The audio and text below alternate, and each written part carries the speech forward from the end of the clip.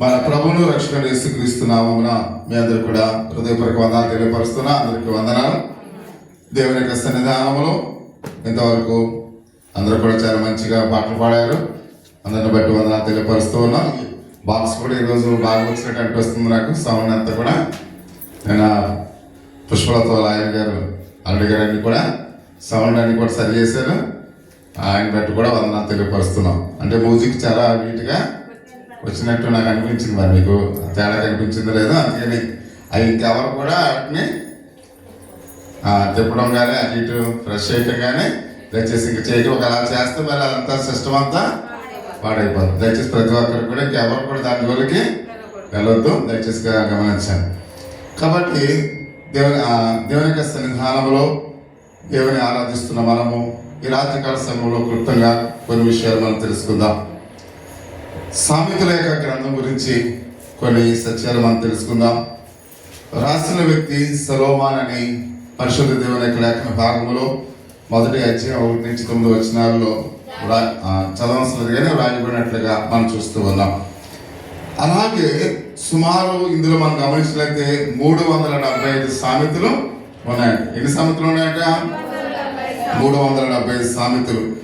చాలా కాలం వాటిని సొలొమోను కాలంలో రచించినట్లుగా మనం చూస్తూ ఉన్నాం. క్రీస్తుకు పూర్వము 971వ సంవత్సరం నుండి 931వ ప్రాంతంలో ఇవి రాసినట్లుగా మనం చూస్తూ ఉన్నాం. 1 రాజులు 4వ అధ్యాయము 32వ వచనంలో మనం చూసినట్లయితే చదవవలసినది కానీ సందర్భం ఏంటంటే ఒకసారి ఆలోచన చేసినట్లయితే ప్రియమైన వాడన యవనస్తులు జ్ఞానోక్తంగా నీతిగా జీవించాలని ఆయన బోధించాడు. యవనస్తులైన బిడ్డలు యథార్థంగా జీవించాలి, నీతిగా జీవించాలి. అంత మాత్రమే కాకుండా ఈ యొక్క సంవత్సరం యొక్క జ్ఞానం గురించి ఆయన సమకూర్చి వారందరికి వరకు ఆయన ఇందులో రాసి ఉంచినట్లుగా మనం చూస్తూ ఉన్నాం. అంటే యవన బిడ్డలు ఏ విధంగా జ్ఞానం కలిగి జీవించాలి అంటే యవనస్తులకు ఆ జ్ఞానము ఎంతో చక్కగా ఇందులో వివరించినట్లుగా మనం చూస్తూ ఉన్నాం. అంత మాత్రమే కాకుండా ఈ యొక్క గ్రంథం పేరు ఏం పేరు? సామెతలు అని మనం చూస్తూ ఉన్నాం. హీబ్రూ భాషలో మనం గమనించినట్లయితే మిషేల్ అనే పదాన్ని వాడినట్లుగా మనం చూస్తూ ఉన్నాం. మిషేల్ అనగా సామెతలు అనే అర్థాన్ని ఇస్తున్నట్లుగా మనం చూస్తూ ఉన్నాం. అదేవిధంగా గ్రీక్ భాషలో మనం చూసినట్లయితే పెరోమియా అనే భాషను వాడినట్లుగా మనం చూస్తున్నాం. ఏ భాష అంటే ఎలా పదం ఏంటి? పెరోమియా అనే గ్రీక్ వర్డ్లో మనం చూస్తున్న ప్రియ సహోదరి సహోదర. సామెత అంటే అర్థం ఏంటి? ఉపమానము. సామెత అంటే ఉపమానం. ఉపమానం అంటే అర్థం ఏంటి? పోల్చి చెప్పేది, పోల్చి చెప్పడం. అదేవిధంగా మనం గమనించినట్లయితే ఇందులో మనం చూసినట్లయితే ఈ యొక్క అధ్యాయాలన్నింటిలో కూడా ముఖ్యాంశం ఏంటంటే మనం దేవుని యొక్క వాక్య భాగంలో చూస్తూ ఉన్నాం. ప్రభువునందలి భయంపై ప్రతి ఒక్కరు కూడా ఆధారపడి చెప్పిన ఈ జ్ఞానోక్తమైన మాటలు అని మనం చూస్తూ ఉన్నాం. అంటే ఈ సామెతల గ్రంథాన్ని మనం చదువుతున్నప్పుడు వింటున్నప్పుడు మనం ప్రభు మీద ఆధారపడాలి, ప్రభు జ్ఞానాన్ని మనము కలిగి ఉండాలి, పొందుకోవాలని మనం చూస్తూ ఉన్నాం. అసలు ఉద్దేశం ఏంటంటే ప్రియ సహోదరి సహోదర, ఆయన అంటున్నాడు యవనస్తులు జ్ఞానంగా ఉండాలంట. యవనస్తులు ఎలా ఉండాలంట? జ్ఞానముగా ఉండాలి, పవిత్రంగా నివసించేలాగా ఆ జ్ఞానాన్ని ప్రతి ఒక్కరికి కూడా ఆచరణలో కలిగి ఉండాలి. అంటే యవన బిడ్డలు ప్రతి విషయంలో కూడా జ్ఞానోక్తంగా ఉండటమే కాకుండా దాన్ని అనుసరించి వాళ్ళు జీవించాలి. అర్థమవుతుందా? యవనస్తులకి జ్ఞానం ఎంతో అవసరం అనే విషయాన్ని మనం గమనించవలసినట్లుగా మనం చూస్తూ ఉన్నాం. అందుకనే సామెతల గ్రంథము 1వ అధ్యాయం 7వ వచనం అంటాడు, యెహోవా యందు భయభక్తులు కలిగి ఉండుట తెలివికి మూలము, మూర్ఖులు జ్ఞానమును ఉపదేశమును తిరస్కరించేది అని మనం చూస్తూ ఉన్నాం. చాలా మంది మూర్ఖులైన వారు జ్ఞానాన్ని ఏం చేస్తారంట? తిరస్కరిస్తారు. అందుకనే ఎవరు కూడా మూర్ఖుల్లాగా ఉండకూడదు, జ్ఞానాన్ని కలిగి ఉండాలి. అందుకనే ఈరోజు మనం చూసినట్లయితే సామెతలు 26వ అధ్యాయాన్ని ధ్యానించుకుందాం. అక్కడ ముగ్గురు స్వభావం అంటే ఎక్కడ మంచిదంటే ఒక మనిషి 3 స్వభావాలను ఏ విధంగా కలిగి ఉంటారు. మనం గమనించినట్లయితే మూర్ఖుడు, సోమరి, కొండెగాడు అనే విషయాలు, ఈ 3 విషయాలు మనం చూద్దాం. ఎందుకంటే మానవుని జీవితంలో మనిషిని నాశనం చేసేది, మనిషిని ఎదగకుండా చేసేది, మనిషిని అవమానకరంగా బ్రతికేట్లుగా చేసేది ఈ 3 కూడా మూర్ఖత్వము, సోమరితనము, కొండెగాడు.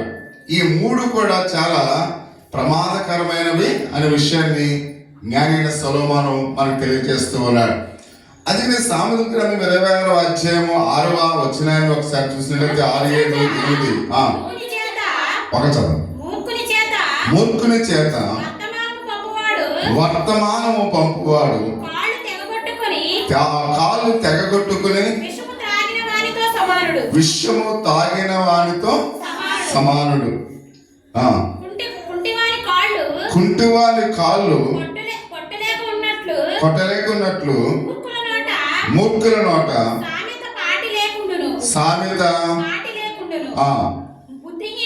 బుద్ధిహీనుని గణపరచువాడు రాయి కదలకుండా కొట్టువానితో అంటే మూర్ఖుడు కొన్న ఆ యొక్క స్వభావాల్ని ఆ వచనాల్లో మనం చూస్తూ ఉన్నాం.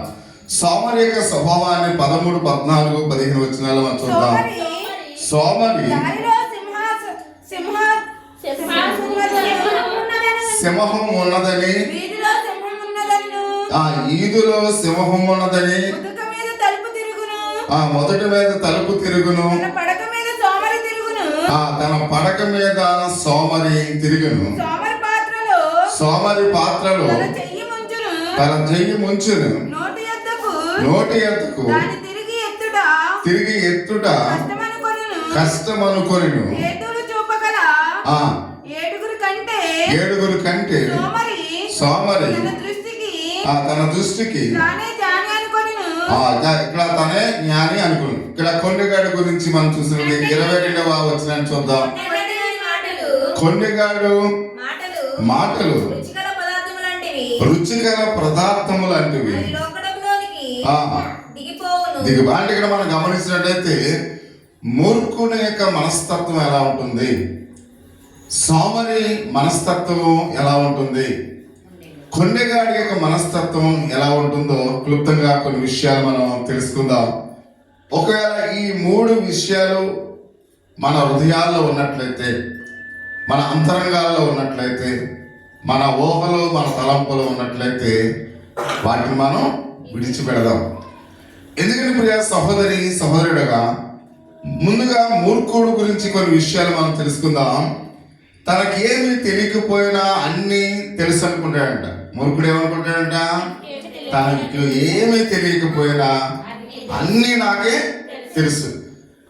అంటే ఇలాంటి స్వభావం ఉన్నవాడు మూర్ఖుడని జ్ఞానైన సొలొమోను సెలవిస్తూ ఉన్నాడు. చూసాం. ఎందుకంటే జ్ఞానైన సొలొమోను విషయంలో దేవుడు ఎవరంటే, నీకు ముందుగా కానీ నీ వెనక కానీ నీకెంత జ్ఞాని ప్రపంచంలో ఎక్కడ కూడా ఉండడు. అంటే ప్రపంచంలో అత్యధికమైన జ్ఞానము కలిగిన వారు ఎవరు? సొలొమోను. కాబట్టి సొలొమోనే మూర్ఖుని యొక్క పరిస్థితి ఎలా ఉంటుందో తెలియపరుస్తూ ఏమన్నాడు? అన్నీ నాకు తెలుసు అనుకున్నవాడు మూర్ఖుడు. ఒకవేళ ఈ రాత్రికాల సమయంలో మనం కూడా అన్ని నాకు తెలుసులే అనుకుంటే మనం ఎవరో మూర్ఖులు అని ప్రతి ఒక్కరిని కూడా తెలుసుకోవాల్సిన వారం ఎట్లుగా మనం చూస్తూ ఉన్నాం. రెండవదిగా తన దృష్టికి తానే జ్ఞానం అనుకున్నవాడు మూర్ఖుడు. ప్రియమైన వాడు చాలా మంది ఇలా చూసుకుని చాలా తెలివైన వాడిని, అన్ని నాకు తెలుసు అని ఎవరైతే అనుకుంటారో, కాబట్టి తానుగా జ్ఞాని అనుకున్నవాడు ఎలాంటి వాడంట? మూర్ఖుడు అనే విషయాన్ని పరిశుద్ధ గ్రంథంలో చాలా తేటతెల్లగా రాయమంటగా మనం చూస్తున్నాం. తాను చెప్పు దానిని చేయని వాడు మూర్ఖుడు. ప్రియమైన వాడు నేను ఈ పని చేస్తానులే అని అనుకుని ఆ పని మనం నెరవేర్చకపోతే మనం కూడా ఎవరో మూర్ఖులు. ప్రియమైన వాడు అంటే చెప్పిన దానిని చేయాలి. ఒకవేళ చెప్పిన తర్వాత దాన్ని మనం చేయలేని వారుగా ఉంటే మన మూర్ఖులు అనే విషయాన్ని జ్ఞానైన సొలొమోను సెలవిస్తూ ఉన్నాడు. గద్దింపును హెచ్చరికను లెక్క చేయలేని వాడు మూర్ఖుడు ప్రియమైన వాడు. ఒకవేళ అజ్ఞానంగా మనం మాట్లాడుతూ ఉంటే, ఒకవేళ భార్య అజ్ఞానంగా మాట్లాడుతూ ఉంటే భర్త ఇలా మాట్లాడకూడదు అని ఒకవేళ చెప్పినప్పుడు అది వినకపోతే అటువంటి భార్య మూర్ఖురాలు ప్రియమైన వారు. ఒకవేళ భర్త కూడా అలాగా అవివేకంగా మాట్లాడుతూ ఉంటే, ఒకవేళ భార్య చెప్పినప్పుడు ఒకవేళ భార్య మాట కూడా వినకపోతే భర్త కూడా మూర్ఖుడు. అంటే కొన్ని సందర్భాల్లో మనం ఏం మాట్లాడతామో మనకు తెలియదు. అవి విన్న వాళ్ళకి అర్థమవుతూ ఉంటే మన స్వభావం, మన మాటలు, మన యొక్క మాట తీరు. కాబట్టి అప్పుడు వాళ్ళు చెప్పినప్పుడు మనం ఏం చేయాలి? ఇప్పుడు డ్రైవ్ చేస్తున్నాం అనుకోండి, వెనకాల కూర్చున్నవాడు చాలా జ్ఞానవంతంగా ఉంటాడు, నడిపేవాడు కొన్ని సందర్భాల్లో కాబట్టి అసహనాన్ని కలిగి రాంగ్ వేలో వెళ్ళడానికి ప్రయత్నం చేస్తూ ఉంటాడు. కానీ వెనకాల కూర్చున్న వాళ్ళు ఎలా ఉంటారు? చాలా తెలివిగా వాళ్ళు సరిగ్గా నడవకపోతే వెనకాల ఉన్న వాళ్ళు డైరెక్షన్స్ ఇస్తారు కొన్ని సందర్భాలు. అంటే వెనకాల ఉన్న వాళ్ళకి ఆ యొక్క జ్ఞానాన్ని కలిగిన వారుగా ఉంటారు. అందుకని వెనకాల చెప్పే వాళ్ళ యొక్క మాట ఏం చేయాలి? వినాలి. అర్థమవుతుందా? అలాగే భార్య అయినా భర్త అయినా అజ్ఞానంగా మాట్లాడుతున్నప్పుడు కాబట్టి వాళ్ళు చెప్పినప్పుడు వాళ్ళ సలహా ఒక్క నిమిషమైనా మనం ఏం చేయాలి? వినాలి, పాటించాలి. కొంతమంది అలా పాటించకుండా ఏదేదో అలా వాగుతూ మాట్లాడుతూ ఉంటారు అవివేకులుగా. అలాంటి వారు ఎవరంట? మూర్ఖులై ఉన్నారు అనే విషయాన్ని మనం చూస్తూ ఉన్నాం. కాబట్టి ఫలితము లేని చాలా మంది ఫలితం లేకుండా ప్రయాసపడుతూ ఉంటారు. ఏమీ సాధించలేని వాడు కూడా మూర్ఖుడు ప్రియమైన వాడు. కొంతమంది ఎందుకు ప్రయాసపడుతూ ఉన్నారో తెలియదు, గాలికి ప్రయాసపడినట్లుగా పడుతూ ఉంటారు. కాబట్టి అందుకనే మనం ఒక ప్రయాస పడ్డామంటే దాని వెనకాల ఏముండాలి? ఫలితం ఉండాలి ప్రియమైన వాడు. అదే మనం ప్రయాస పడ్డామంటే దాని వెనకాల ఫలితం ఉండాలి. ఫలితము లేని ప్రయాసము వ్యర్థం. అటువంటి వాడు ఆ మూర్ఖుడు అనే పరిశుద్ధ గ్రంథంలో మనం చూస్తున్నాం. అంటే మనం ఏ పని చేసినప్పుడు కూడా ఆ పనికి ఫలితం ఉండాలి. అప్పుడు మనం విజయాన్ని సాధించడానికి అవకాశం ఉంటుంది. అంతేగాని మనం ఏ పని చేసినప్పుడు కూడా దానిలో ఫలితం లేదనుకోండి, అది ఎవరు చేస్తారంట? మూర్ఖుడైన వాడు చేస్తాడు అనే విషయానికి మనం చూస్తూ ఉన్నాం.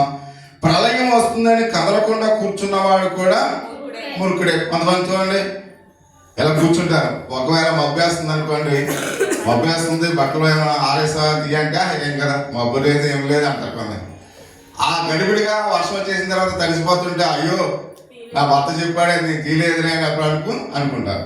అలాంటి వాళ్ళు ఎవరంట? మూర్ఖులై ఉన్నారు అన్నమాట. అంటే ప్రళయం వస్తుందని ఒకవేళ మనము ఎవరైనా ఆ హెచ్చరిక మనకు పంపించినప్పుడు మనం ఎలా ఉండాలి? ఎలర్ట్గా ఉండాలి.